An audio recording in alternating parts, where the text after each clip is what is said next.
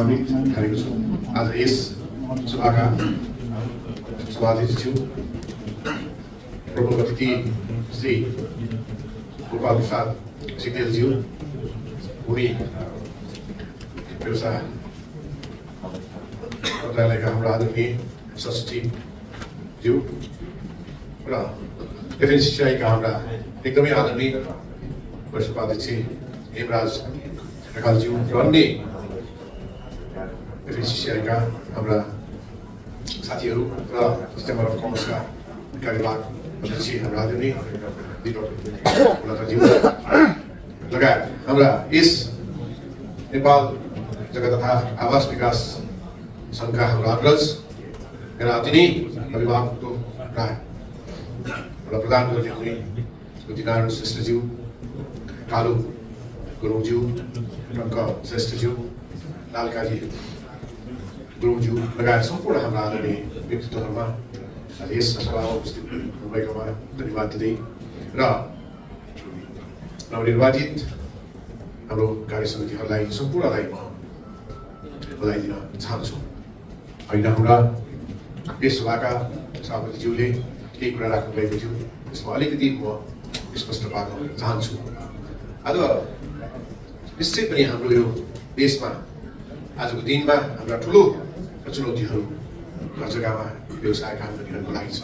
यसको साथसाथै मैले यसलाई अवसरको रूपमा पनि लिएर होइन हाम्रो सहसचिवले हुनुभएको छ, हामी सहकार र सहयात्रा गर्न तयार छौँ। उहाँसँग फर्स्ट मिटिङदेखि यति पोजिटिभ एटिट्युडको मान्छे आजको लागि उहाँको हाम्रो शहरी विकासको सचिवज्यूलाई पनि मैले आफैले फोन गरेर सर हजुर जतिको व्यक्तित्व आइदिनुपर्छ, हजुरको सल्लाह सुझाव सहयोग हाम्रो लागि आज एकदमै महत्त्वपूर्ण छ। र आज यस देशमा जुन आर्थिक सङ्कट परिरहेको छ, आज सबैले महसुस गरेको छ यो घर जग्गा व्यवसाय यो कमजोर हुनुमा केही नियम कानुन, केही राष्ट्रको केही नीति नियम पनि छ। त्यसमा होला उहाँहरू पोजिटिभ हुँदा हुँदै पनि केही बुझाइहरू अलिकति क्लियर नहुँदाखेरि यो अवसर आएको हो। र होइन म के भन्न चाहन्छु भने एउटा हाम्रो पूर्व अध्यक्षज्यूले भन्नुभयो, त्यसमा म अलिक क्लियर गर्न चाहन्छु। उहाँले भन्नु खोज्नुभएको चाहिँ अहिले ग्रे लिस्टमा छ। हाम्रो जस्तो देशमा कुनै पनि एउटा घर किन्ने एउटा व्यक्तित्व विदेशमा जस्तो तलब बेस आयमूलक छैन। हाम्रो जस्तो देशमा केही कृषिबाट छ, केही सरसापटबाट छ, केही घर जग्गा बिक्रीबाट छ। यो रेगुलरको एउटा जुन यो विदेशमा जस्तो एउटा पेरोलमा देखिने खालको हरेक महिनाको ट्याक्स पेडको त्यो अवस्था नहुनाले गर्दाखेरि आज सक्ने मान्छेले पनि एउटा घर किन्न वञ्चित छ, किन उसको महिनाको एउटा ट्याक्स पेड देखिँदैन। तर त्यो भन्दैमा त्यो मान्छेले घर किन्न नसक्ने होइन, त्यसको आयमूलकको विभिन्न तत्त्वहरू छ। त्यसको कृषिमा छ, उसको आफ्नो बाउबाजेले केही उसलाई सरसापट दिएका पैसाहरू छन्, केही पैसा उसले राखेको छ।